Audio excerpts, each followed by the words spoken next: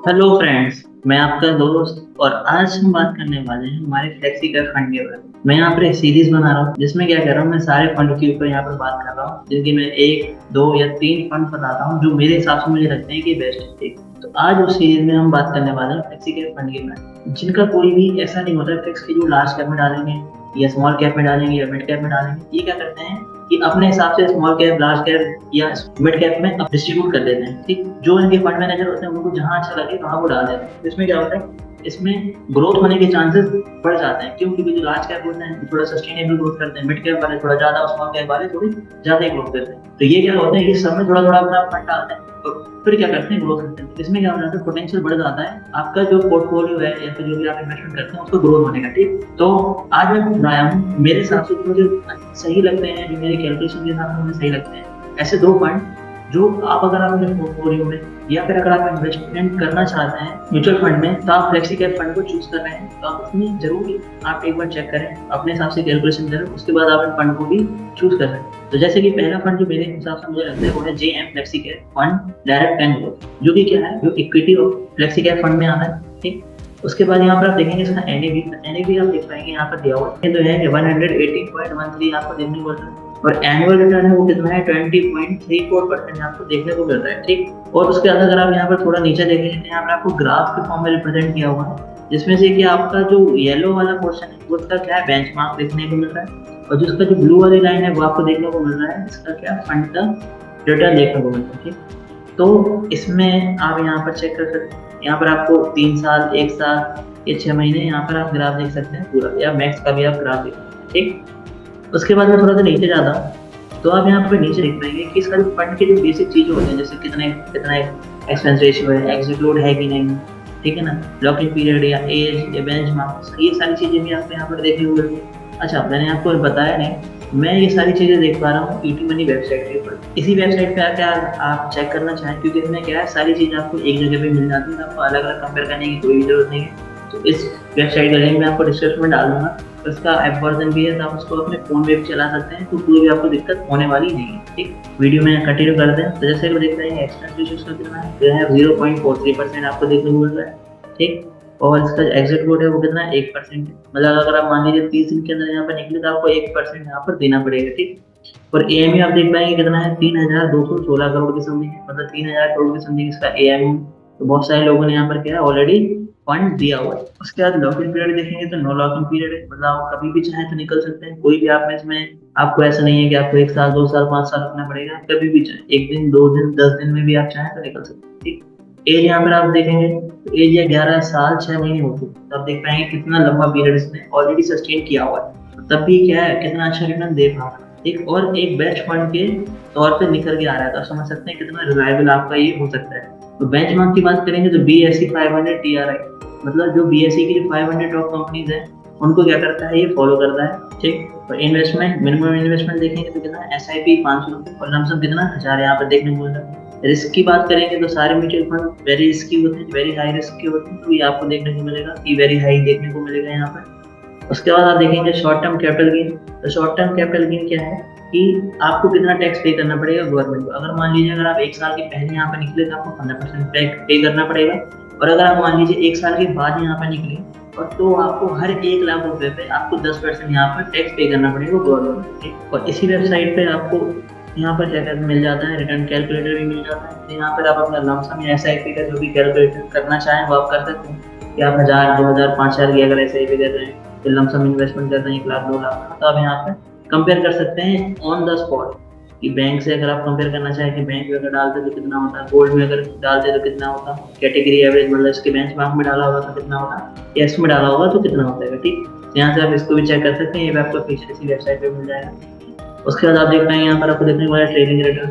तो trading return का मतलब क्या है कि इसका जो बेंचमार्क है, जैसे आप देख पा रहे हैं कैटेगरी एवरेज, तो बेंचमार्क और जो फंड है उनके बीच में यहाँ पर क्या दिया हुआ परसेंटेज, मतलब रिटर्न का कंपैरिजन दिया हुआ है साइड बाय साइड, तो आप सिंपली यहाँ पर चेक कर सकते हैं। और वी रिटर्न एंड डिटेल्स में भी क्लिक करके आप और अच्छे से यहाँ पर चेक कर सकते हैं। ठीक, मेरा काम क्या है कि मैं आपको फंड के बारे में बताऊँ, और जो मैं चीजें होती हैं फंड के बारे में, जो नेसेसरी चीजें होती है वो सारी चीजें मैं आपको बता सकता हूँ।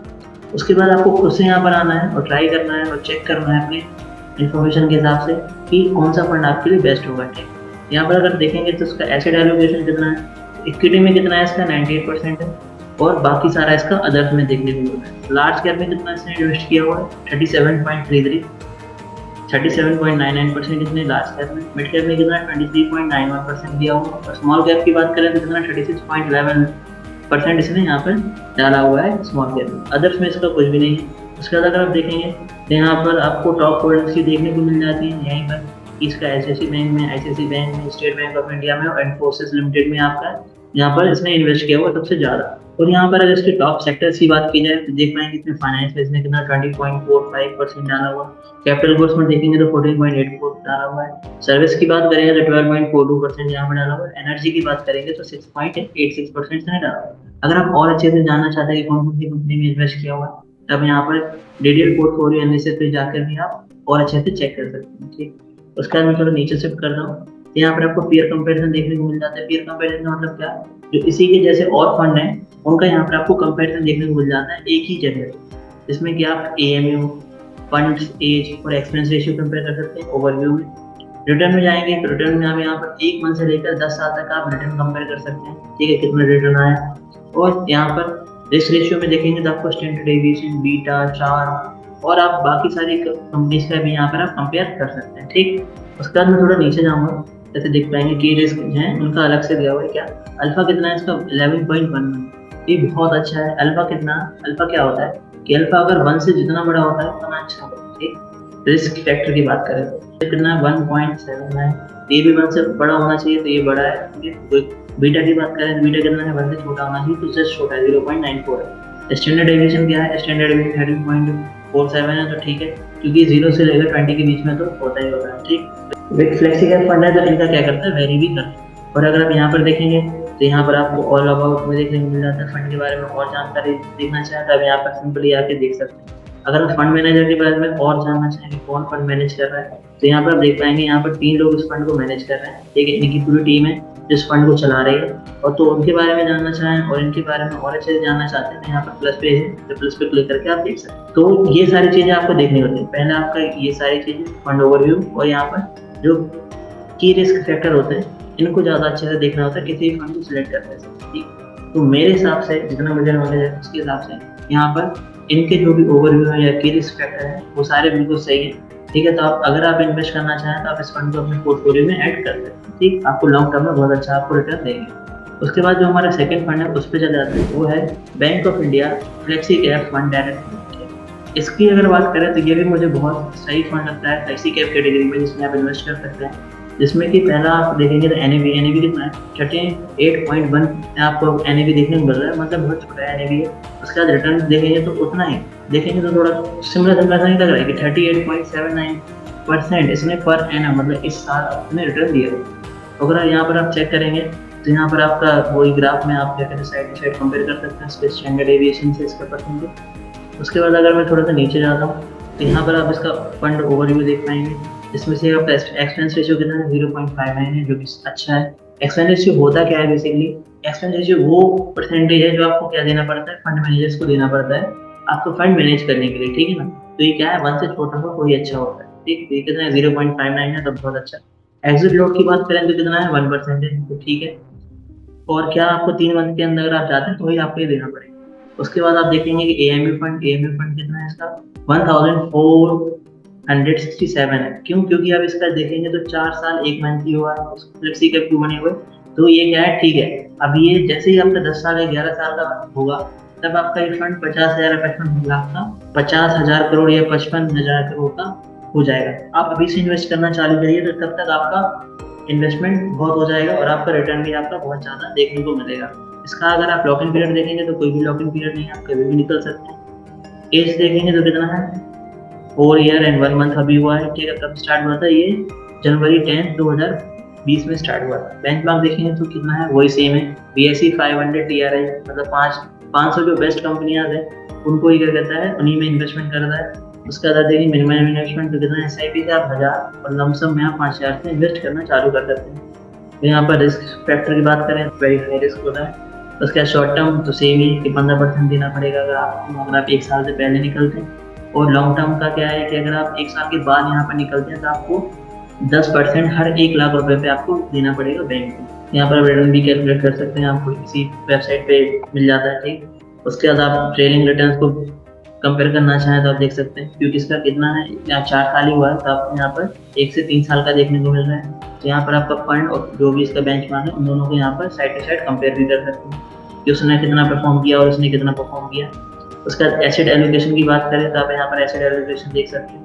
इक्विटी में कितना है इसका, 97.85% इसका इक्विटी में है, और डेब्ट में कितना है, 0.01%, तो बहुत कम है। बाकी सारा अदर्स में आपको देखने को मिलता है।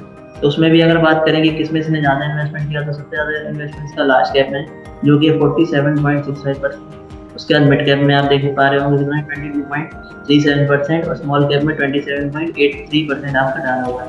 टॉप होल्डिंग्स की बात करें तो यहाँ पर कितना है इसका, HDFC बैंक में है सबसे ज़्यादा, उसके बाद स्टेट बैंक में, फिर हिंदुस्तान एरोनॉटिक्स में और वेदांता में। उसके बाद टॉप सेक्टर की बात की जाए तो सबसे ज़्यादा फाइनेंस में कितना, 22.96% है। और कैपिटल गुड्स की बात करें तो 11.62% देखने को मिल रहा है, कंस्ट्रक्शन में भी और ऑटोमोबाइल्स में भी इतना ज़्यादातर अमाउंट डाला हुआ है। ठीक, उसके बाद अगर आप और जानना चाहें तो डिटेल पोर्टफोलियो एनालिसिस पे क्लिक करके आप इसको चेक कर सकते हैं। उसके बाद यहाँ पर पीयर कंपैरिजन आपको देखने को मिल जाता है। बैंक ऑफ इंडिया का पराग परीक से जो इसकी क्या है, पीयर कंपनी, मतलब जिसकी राइवलरी फंड है, उनसे आप यहाँ पर इसका कंपेरिजन कर सकते हैं, जो कि ओवरव्यू, रिटर्न या रिस्क रेशियो पे हो सकता है। और ओवरव्यू में आपको देखने को मिलेगा कि इसका एम कंपेरिजन है फंड एज का, और एक्सपेंस रेशियो का कंपेरिजन देखने को मिलता है। रिटर्न में अगर आप देखेंगे तो रिटर्न में आप देखेंगे 1 से लेकर 10 साल तक आपको साइड बाय साइड आपको रिटर्न कंपेयर करके दिखा रहे हैं। आप यहाँ पर डायरेक्टली सिंपली चेक कर सकते हैं। उसका रिस्क रेशियो देखें तो रिस्क रेशियो भी आपको यहाँ पर साइड बाय साइड चेक करके दिखा रहे हैं। ठीक, उसके बाद अगर हम नीचे बात करें, जो हमारा मेन चीज है वो है रिस्क रेशियो। रिस्क रेशियो अगर आप यहाँ पर चेक करेंगे कि रिस्क क्या क्या होगा, जैसे अल्फा, बीटा, बीटा या स्टैंडर्ड डेविएशन, तो देखेंगे अल्फा कितना 7.11 है, जो कि बहुत अच्छा है। 1 से जितना ज्यादा बड़ा होता है उतना अच्छा होता है अल्फा। शार्प क्या होता है, जो 1 से बड़ा होना चाहिए, तो ये 1.41 है, तो ठीक है।